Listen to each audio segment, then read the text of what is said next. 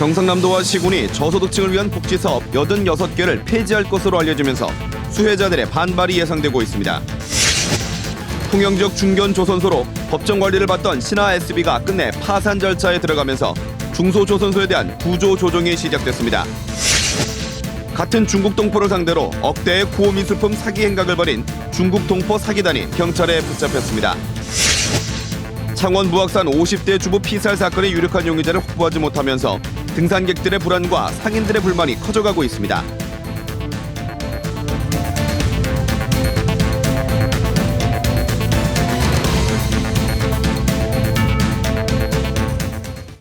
안녕하십니까. 이어서 경남 소식입니다.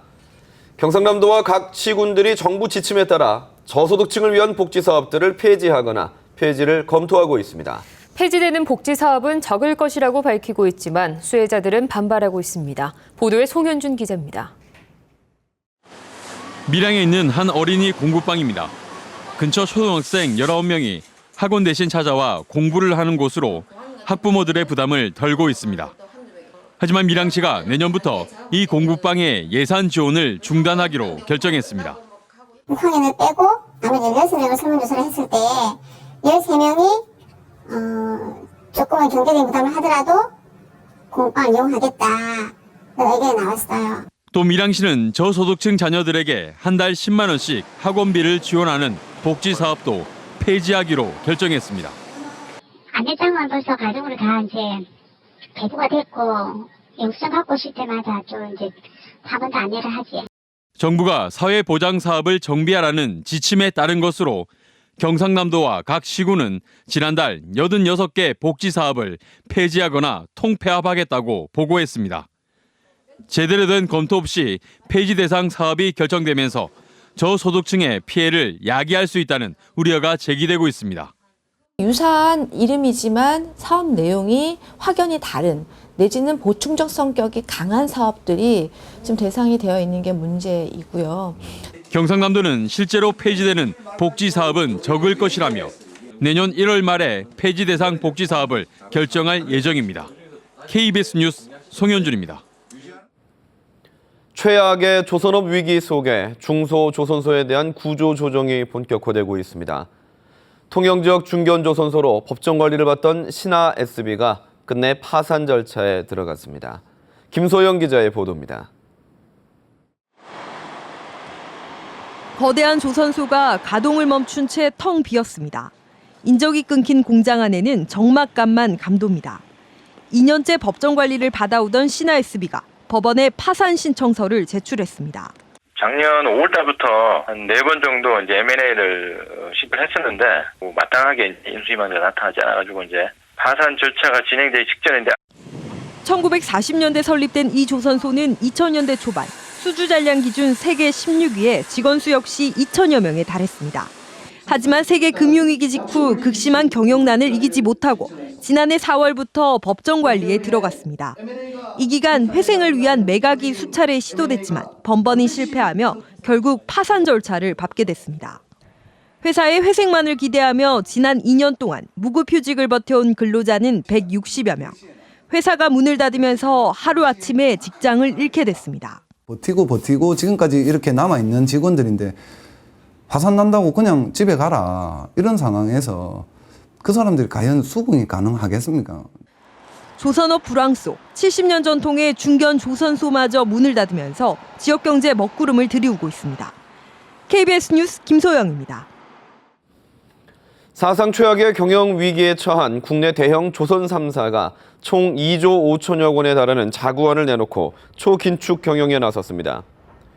대우조선해양과 현대중공업, 삼성중공업의 조선소 빅3는 실적 개선 또는 경영 정상화까지 총 2조 5천억 원 규모의 긴축 경영을 하기로 했습니다. 규모는 대우조선해양이 1조 8,500억 원, 현대중공업 그룹 5천억 원 이상, 삼성중공업 1,500여 원입니다. 채권단의 4조 원대 지원을 받은 대우조선은 이미 자구 계획을 이행하고 있습니다. 같은 중국 동포를 상대로 억대의 사기 행각을 벌인 중국 동포 사기단이 경찰에 붙잡혔습니다. 고급 미술품을 미끼로 돈을 가로챘는데요. 치밀하게 역할 분담을 해 피해자들을 속였습니다. 보도에 손원혁 기자입니다. 감정용 돋보기로 사진을 유심히 보는 남성. 사진 속 고미술품이 진품이라며 여성을 속이는 겁니다. 고미술품을 구입해 잠시 뒤 다시 찾아왔지만 남성은 사라진 뒤 가짜 미술품에 사기를 당한 겁니다. 비싼 값에 되팔 수 있다며 밀수한 고미술품 구입에 돈을 보태라고 해서 가로채는 수법입니다. 피해자에게 접근하는 고미술품 중간 구매자, 구입 자금을 보여주는 사람, 밀수를 했다는 미술품 판매자와 진품이라며 미술품을 되사는 사람으로 역할을 나눠 피해자를 속였습니다. 2,000천 부족하다고 한 1시간 정도만 빌렸으면 그래서 더 플러스해가지고 값 부족하다고. 피해자에게 1억 원이 넘는다고 보여준 미술품은 3만 원짜리 가짜였습니다. 동대문 시장에서 샀습니다. 몇만 원 주고 사게 해주고 무슨 그림인지 저도 잘 모릅니다. 경찰에 구속된 60살 김모 씨 등 2명은 모두 중국 동포. 같은 중국 동포 여성만을 범행 대상으로 노렸습니다. 피해를 본 중국 동포만 8명, 피해 금액이 1억 5천만 원에 이릅니다.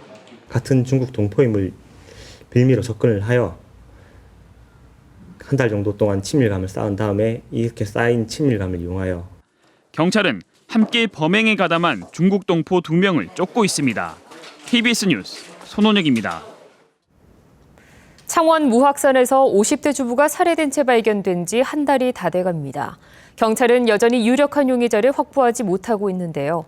수사가 장기화되자 제2의 피해자들만 늘고 있습니다. 김준원 기자의 보도입니다. 지난달 50대 주부 이모 씨가 홀로 등산에 나섰다 피살된 등산로 입구입니다.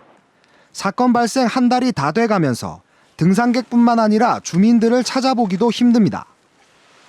평일에도 등산객 60여 명이 오가는 다른 등산로도 사정은 마찬가지입니다.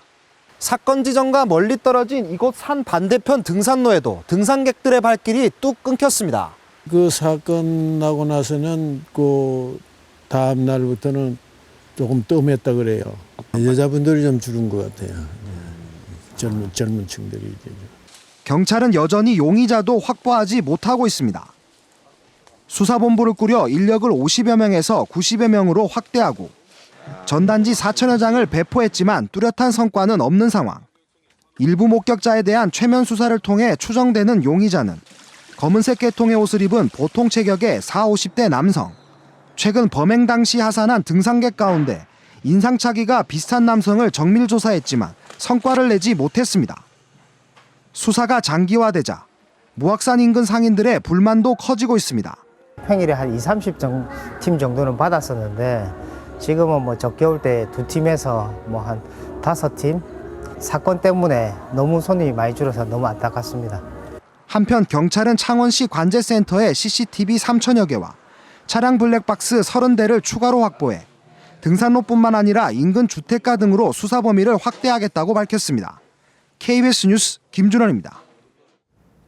올해는 날씨가 좋아서 단감 농사가 풍년입니다. 하지만 가격은 지난해 반값으로 떨어진 데다 수출마저 부진해 아예 출하를 포기하는 농민들도 있습니다. 보도에 최세진 기자입니다.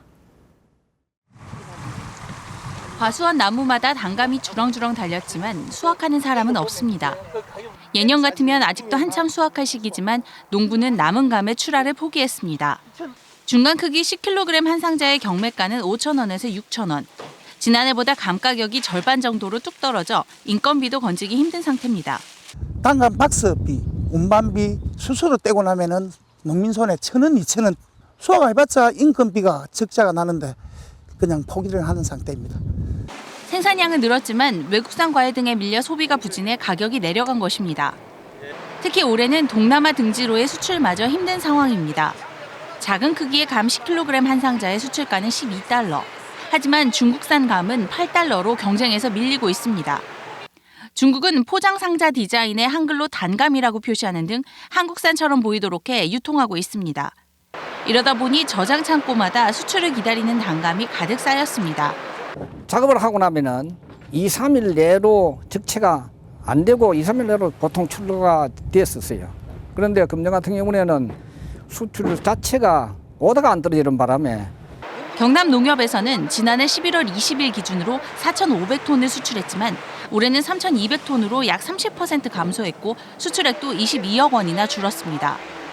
전국 생산량의 65%를 차지하는 경남 지역 단감 농가가 가격 하락과 수출 부진으로 위기를 겪고 있습니다. KBS 뉴스 최세진입니다.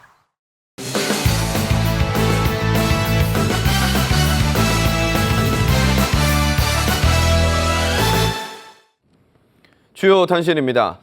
경상남도를 5개 권역으로 나눠 시군 간 공동사업을 펴는 행복생활권협의체가 출범했습니다.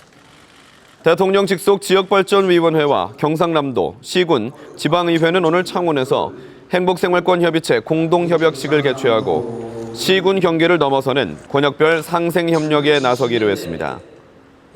도민의 행복을 기준으로 한 생활권은 창원과 진주, 거창, 통영, 밀양을 중심으로 5개 권역으로 나눠졌으며 부산, 울산과 연계하는 광역협력권도 구성됐습니다. 김장철을 맞아 경남 최대 규모의 김장 나눔 행사 등 이웃과 함께하는 행사가 잇따라 열렸습니다. 경상남도 자원봉사센터는 창원공단 기업체 후원으로 오늘 오전 창원 만남의 광장에서 16개 단체 600여 명이 참석한 가운데 경남 최대 규모인 김장 만포기를 담가 사회복지시설 70여 곳과 홀로 사는 노인, 한부모 가정 등 2천여 가구에 전달했습니다. 경남은행도 창원시 마산 석전동 본점에서 경남은행 봉사대 등 200여 명이 참가한 가운데 김장 5천 포기를 담가 창원 지역 복지기관과 지역 아동센터, 소외계층 등에 전달했습니다. 바르게 살기 운동 경남회원대회가 도내 기관단체장과 회원 1,500여 명이 참석한 가운데 오늘 KBS 창원홀에서 열렸습니다. 이번 행사는 도내 사회단체와 공공기관 등을 대상으로 바르게 살기 운동 활동 우수단체를 시상하고 도내 21개 가정에 다문화 가정 모범상을 수여했습니다. 한국항공우주산업카이가 에어버스 중형 여객기 날개 하부 구조물 약 1,200억 원 규모를 추가로 생산하는 계약을 맺었습니다.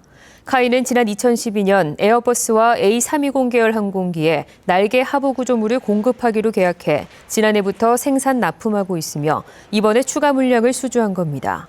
카이는 또 보잉과도 대형 공격 헬기 아파치 동차와 B737 꼬리날개 구조물 등 3,800억 원 규모를 추가 공급하기로 계약했습니다. 올해 2번의 선박 화재로 대우조선해양에 내려졌던 작업중지 명령이 14일 만에 해제됐습니다. 고용노동부 통영지청은 대우조선이 제출한 화재 재발방지 개선사항 이행 방안을 검토해 어젯밤부터 작업중지 명령을 해제했다고 밝혔습니다. 지난 10일 대우조선에서 건조 중이던 LPG 운반선에서 불이 나 2명이 숨지고 6명이 다치면서 고용노동부가 화재 선박을 포함한 LPG 선박 5척에 대해 작업중지 명령을 내렸습니다. 경남 지역 어린이집의 CCTV 설치율이 35% 수준에 머무는 것으로 나타났습니다. 경남 소식이었습니다.